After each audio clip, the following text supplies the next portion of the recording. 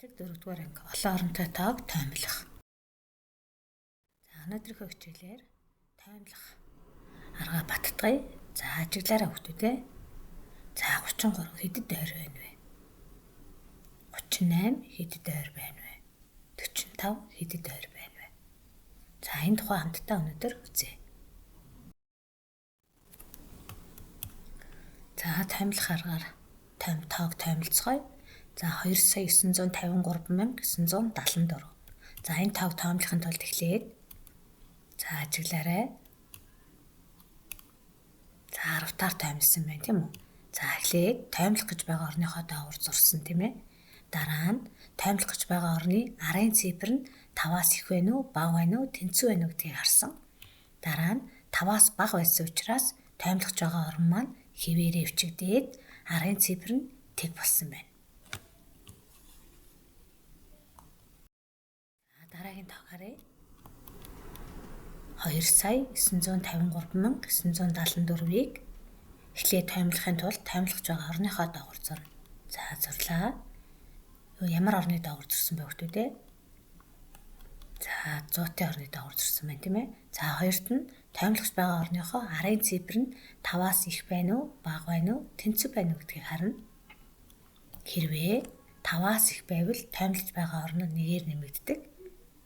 Арын цифр нь тэг болдог. За тэгвэл энэ тоо маань 9 ардлын орон 5-аас их байгаа учраас нэгээр нэмэгдээд 2,954,000 болох нь тийм үү? За 100-аар ингэж тоймлох нэ. За тоог ажиглая. 2,953,974. За эхлээд тоймлох гэж байгаа орныхоо доогуур зурна. За ямар орны доогуур зурсан бэ? Ажиглаарай. За дараагийн тоймлох гэж байгаа орны маань арын цифр нь ямар байна вэ гэдгийг ажиглана. За 3-т халах бол 5-аас бага байвал тоймлож байгаа орн хэвээрээ байна. Арын цифрүүд нь тэг болно. За 5-аас бага байгаа учраас 5 хэвээрээ арын цифрүүд нь тэг болсон байна. За 10,000-аар тоймлсон байна.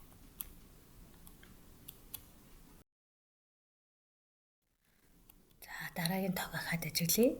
Эхлээд тоймлох гэж байгаа орныхоо доогуур зурна. За ямар орны доогуур зурсан бэ ажиглаарай. За тоймлох гэж байгаа орны арын цифр нь 5-аас их байна уу, бага байна уу гэдгийг хараарай. За 5 буюу 5-тай тэнцүү буюу 5 байгаа учраас орн нь нэгээр нэмэгдэж арын цифрүүд нь тэг болно.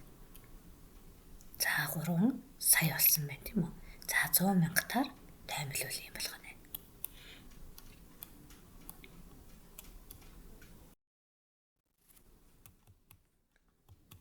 За ахаа тоймлие 2,953,974. За тоймлох гэж байгаа орныхоо доогуур зурна. За ямар орны доогуур зурсан байж гэлээрэй. За тоймлох гэж байгаа орны арын цифр нь ямар байна вэ гэж хараарай. За 3-т халан бол 5-аас их буюу 9 байгаа учраас орон нэгээр нэмэгдэж арын цифрүүд нь тэг болно. За саяар тоймлвал ингэж тоймлох нэ.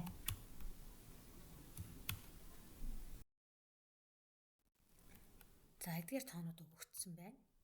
За 4258 тоонд хамгийн ойр байх тоог эдгээр тоонуудаас олоорой.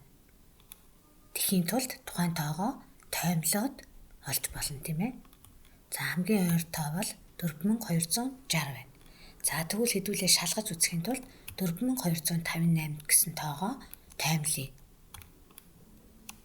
За арайхан цифр нь хэд байна вэ гэдгийг ажиглана. Тоймлох тоогийнхоо доогуур зурсан байна. За 4260 байна. За тэгвэл 4258 гэсэн тоогоо 100-ийн орноор тоймлъя. Арайхан цифрыг харлаа. За 4300 байна. За дараа нь 4258-ыг 1000-ийн орноор тоймлох юм бол 4000 ахна. Дараа нь тоонуудыг 1000-аар тоймлъя. За дэвтэртээ бичээд тоймлоорой. За эхлээд тоймлох гэж байгаа орныхоо доогуур зурна. Алхмынхаа дагуу хийгээрэй. За дараа нь тоймлох гэж байгаа орны арын цифр нь 5-аас их байна уу, бага байна уу, тэнцүү байна уу гэдгийг ажиглаарай. За дараа нь Хэрвээ 5-аас их байвал тоймлож байгаа оронгоо нэгээр нэмэгдэж арын цифр нь тэг болно.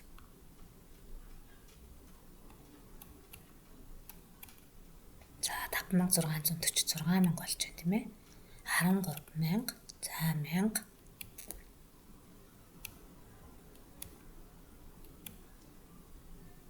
За өөрийгөө тоймлсныг ажиглаарай хүүхдүүдээ. За мянгатаар тоймлвал ийм хариу гарах нэ. За бодлого 3. Тоог 10, 100, мянгатаар тоймлож хүснэгтийг нөхөөрэй. За 87439 гэсэн тоог 10-таар тоймлоорой. Дараа нь 100-таар, дараа нь мянгатаар. Дараа нь 7485 гэсэн тоог мөн адилхан хүснэгтэнд 10, 100, мянгатаар тоймлоорой. Дараа нь дараагийн тоог хамтдаа уншаарай. 3,456,333-ыг 10-д, 100-д, мянгатаар тоймлоорой. За хэрхэн зөв тоймлсноо шалгаарай. Алхамынхаа дагуу даалгавраа гүйцэтгээрэй. За багш нь хариуг харуулж байна. Шалгаарай.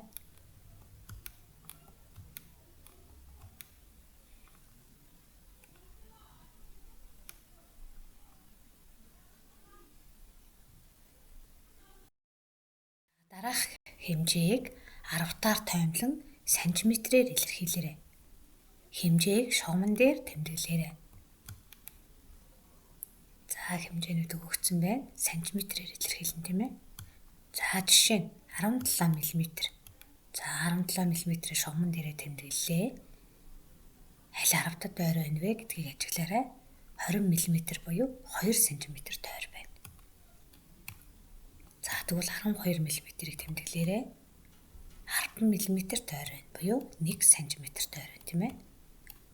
За 9 мм нь 10 мм буюу 1 см тойр байна. За 31 мм хэдэд ойр вэ?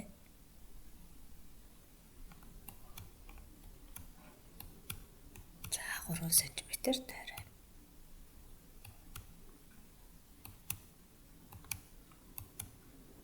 За хариугаа тулгаж үзээрэй хүүхдүүдээ.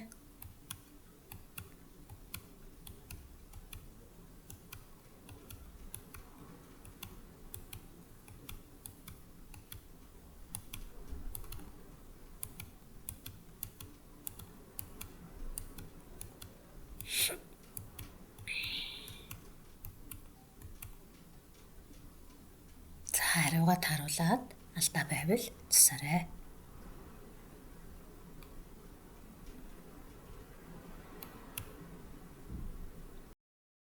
За бодлого 5 өгсөн хэмжээг 10-таар тоймлоод төрсийн талбай хэмжээг олъё.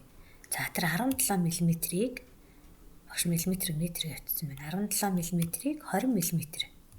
За 17 мм нь 20 мм. 32 мм нь 30 мм. 65 мм нь 70 мм. За 23 мм нь 20 мм гээд миллиметр руу шилжүүлээрэй. Яагаад гэвэл 10-таар тоймлож байгаа учраас. За тэгээд дүрсээ 3 өнгөөр хуваагаад S1, S2, S3 гэж тэмдэглэсэн байна тийм ээ. За эхлээд S1-ийнхээ талбайг олъё. S1-ийн талбай нь 30 мм. За өргөн нь 20 мм байна тийм ээ. За тэгвэл хариу нь 600 мм квадрат болно. За S 2-ийнхыгаа олохын тулд 2 удаа байгаа учраас 2-оор үржүүлчлээ тийм үү. За дараа нь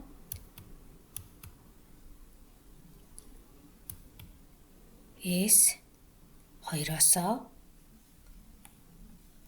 20 мм 2 удаа байгаа учраас 2-оор үржүүлээд хасчлаа. За тэгвэл 30 мм ах нь тийм үү.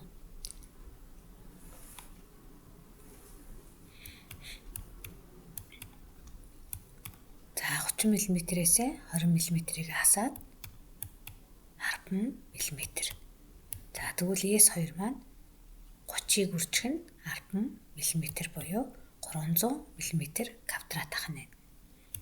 За тэгвэл S1 дээрээ S2-оо нэмэх юм бол 1200 мм квадрат дээр 300 мм квадратаа нэмээд 1500 мм квадрат болох нь.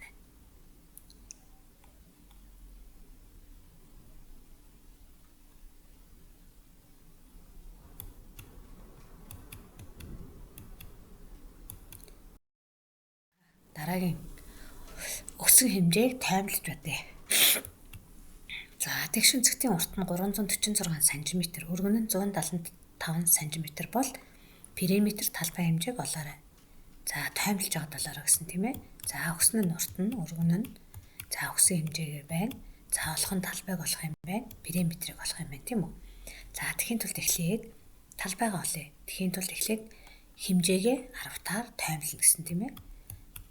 За уртаа таймллаа, өргөнөө таймллаа.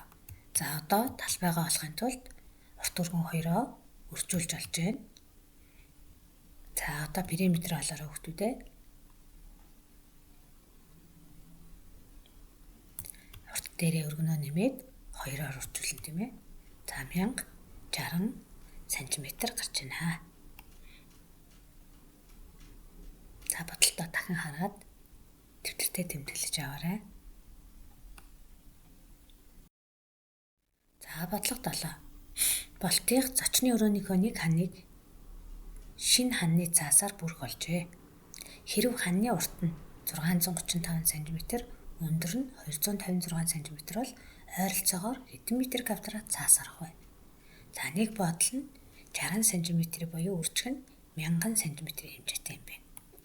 За ханы цаас хэдэн бодол хэрэгтэй вэ? За 100-аар таймлж болох нь. За өгсөн хэмжээгээ тэмдэглэе. За олох зүйлээ тэмдэглэе. За эхлээд тоогоо хэмжээгээ 100-аар таймлая. За таймлсныхаа дараа талбайгаа олъё.